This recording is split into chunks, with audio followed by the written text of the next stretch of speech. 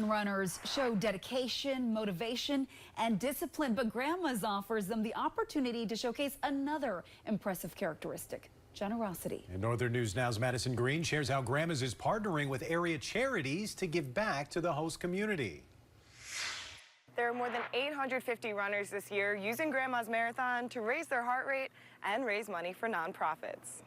They kind of have like two wins. You know, they win by completing the marathon, and then they have this other win, which is that they help us kind of provide these important services. PAVSA is one of Grandma's charity partners, hoping to raise about $7,000 for their 24/7 crisis services. Specially trained forensic nurses and our advocates, we send them kind of 24/7 to 4 different local hospitals when patients disclose that they've been sexually assaulted. This is the first year Animal Allies became a charity partner, expecting to raise about $13,000. To have that type of support and money here midway through the year is really important. That could carry us for quite a while. You know, that can spay and neuter a lot of animals, purchase a lot of food, vaccines, do some specialty surgeries. Lily Ellingson works at Animal Allies. This year, she's running the marathon for her organization as well. So far, she has raised $1,300, taking the dogs in the shelter on her runs and posting it on social media. I thought, why not go bring dogs out on runs and show people that dogs can thrive outside of the shelter and be great family pets. Running 26.2 and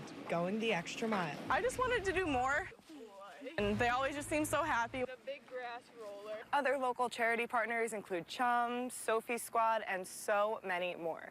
In Duluth, Madison Green, Northern News Now. Yeah, good luck to all of our runners on Saturday. Last year, the charity runners raised more than $400,000 for 23 different organizations. And all those